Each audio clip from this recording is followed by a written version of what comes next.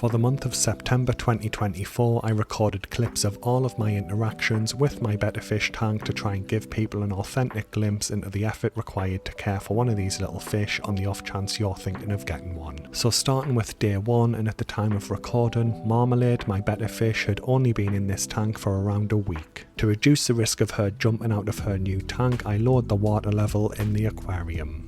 For my established aquariums, I usually check water parameters once per week, but with the newer setups I usually check them 2 or 3 times a week. This tank showed a slight spike in ammonia, probably from the melting Anubias plants that had issues during the initial cycling of the tank, causing ammonia to be released due to the decomposing plant. I tested the tank's water temperature to temperature match it to a holding tub for Marmalade while I do a little maintenance. I added some dechlorinator to the tub to prevent irritation from the chlorine, and I matched the water temperature to avoid any temperature shock. Thankfully she was in her usual feeding spot, so catching her was quite easy and I moved her over to the holding bucket. I did perform a large water change to try and remove as much of the ammonia buildup as possible in the tank. Normally I do far smaller partial water changes once a month or as required on an established tank, but with this being a newer tank it needs a little bit more attention. I also used the siphon tube inlet to try and remove any loose ammonia leaves from the melting plants,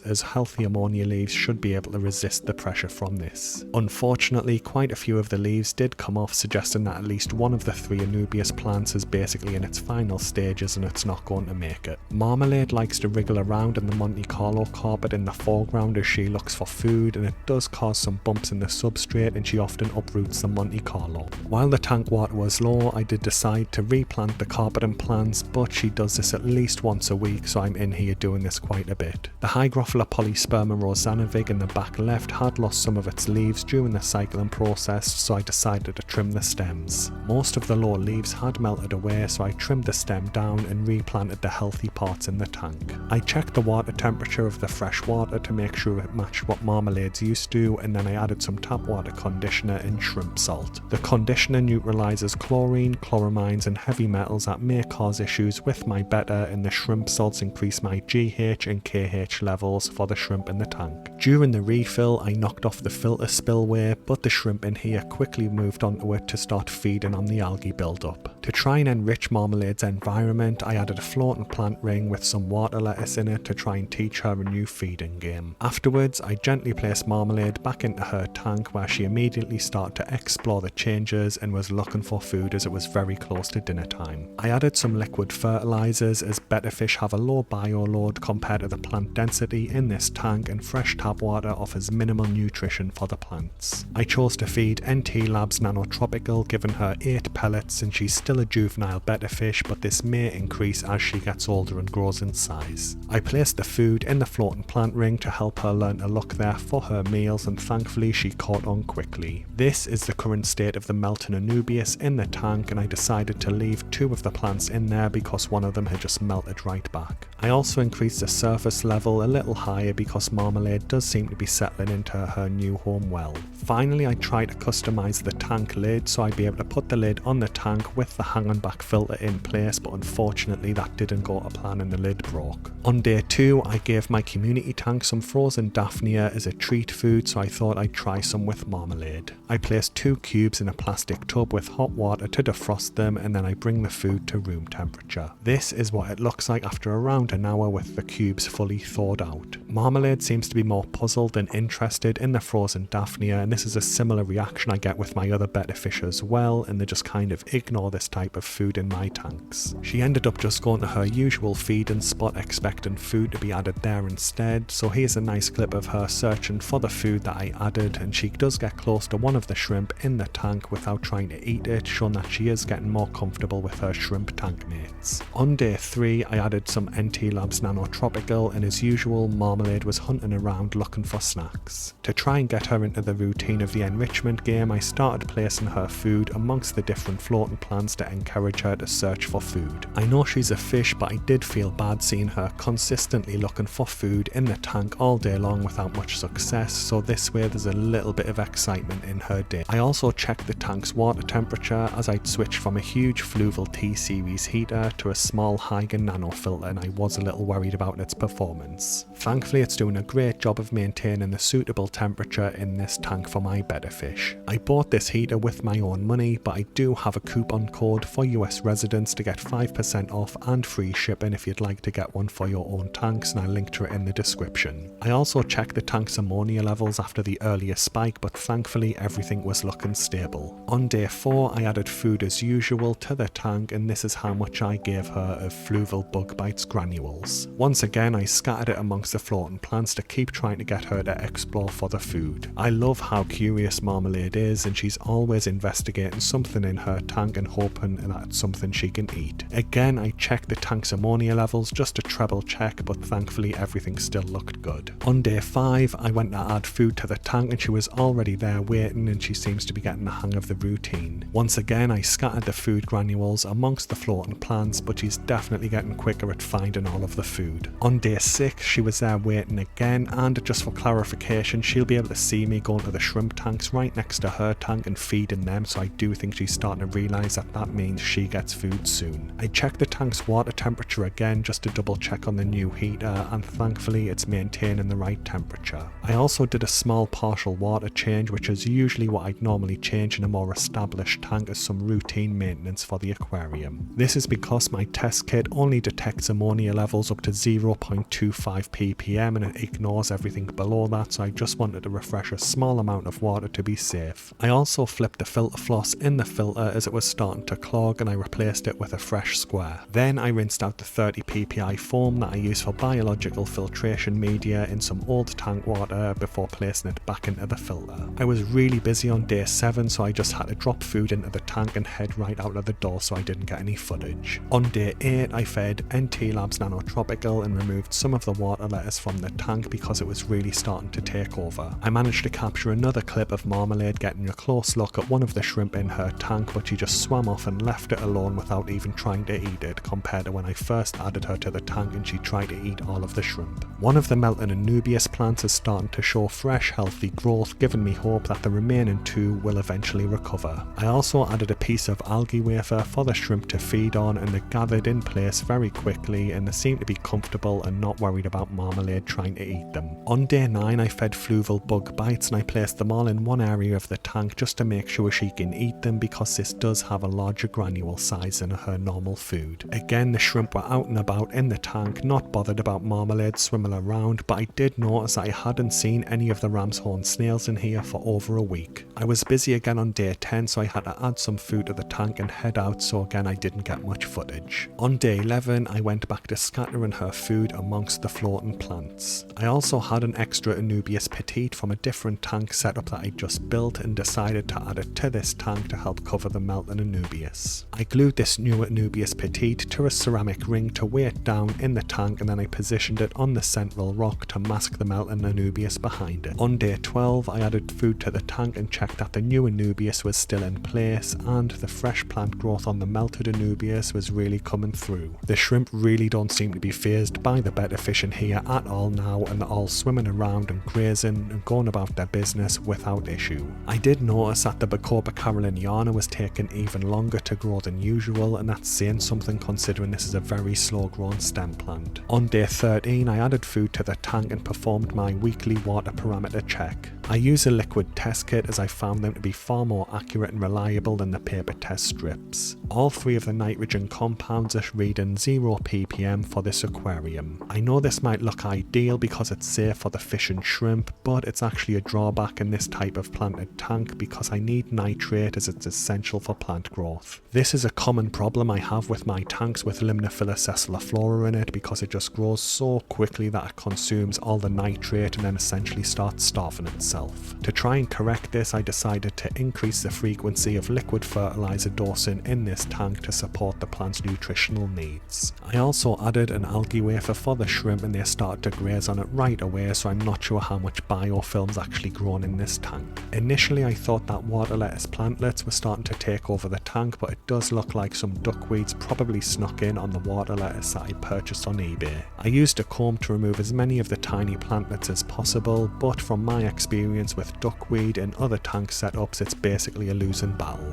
On day 14 I fed the tank as usual and I added an algae wafer for the shrimp. I did manage to see both ram's horn snails on this day, but unfortunately one of them had passed away, but the other one seemed to be thriving in its new home. I also noticed that one of the female shrimp was carrying eggs, so the shrimp have started to breed in this tank, and I'll be expecting babies within the next couple of weeks, but I'm not sure if Marmalade's going to eat them. I was actually really busy from day 15 to day 19, so I was basically adding food to the tank and then leaving for the day, so I didn't get much footage. On day 20, I added food to the tank and checked the tank's water parameters. Once again, all 3 of the nitrogen compounds were reading 0 ppm, which again is great for my fish and shrimp, but it's not the best for the plants. I also flipped the filter floss in the filter as it was starting to clog, and I replaced it with a fresh square. I did try and comb more duckweed off the surface of the tank, but like I mentioned earlier, it's just a losing battle. On day 21, I tried a different formula of bug bites, this time the bottom feeder formula, but it is larger than usual, so I was curious if she'd eat it, but it just sinks too quickly for a Betta fish. The shrimp in the tank seem to really enjoy this though, because they got more food than usual, but I probably won't use this specific formula for my Betta again, and it was just a test. I noticed that there's even more growth on the melted Anubias, so hopefully it will make a full recovery. Again, I was busy on day 22 and 23, so I added food and had to head out. I added food on day 24 and decided to remove as much of the water lettuce and duckweed from the tank as possible, and I'll try and clean it all out and replace it with floating salvinia next month. I also noticed how well the Monte Carlo carpeting plant is doing in this tank at this stage, and I'm really impressed by it. It's my first time using Monte Carlo, and this tank doesn't have any CO2 injection at all. On day 25, the Sterigani repens I ordered to replace the Bacopa caroliniana arrived, so I decided to plant it. I removed the rest of the water lettuce and as much of the duckweed as possible before planting the Sterigani repens. I also decided to remove a decent amount of the tank water just to make switching the plants as easy as possible. I did make a small mistake by not thoroughly washing the gel off the base of the Sterigani repen, so it did result in a small algae bloom the next day, but it's nothing serious and it's not a long-term issue. Feeding Marmalade on day 26 seemed a little strange as there was no floating plants to hide the food in, but I am putting a plant order in a couple of weeks, so I'll get her some floating salvinia. The new Sterigani repens looked like it was starting to uproot, but I'm not sure if this was Marmalade having a little dig around in it, or if it was just the fluval stratum being too light to hold it in place. Again, on day 27 and 29 I had a lot of stuff on, so I was adding food to the tank and having to head out the door. On day 30 I realised that the Limnophilus essiliflora was starting to turn brown, and this was what I was worried about with the lack of nitrate in the tank. As I mentioned earlier, Limnophilus essiliflora is just so good at its job that it essentially ends up starving itself unless you're in some type of Wallstad setup or a heavily stocked tank. It is difficult to counter this problem in a small Betta fish tank like this one, so I will be using liquid fertilizer a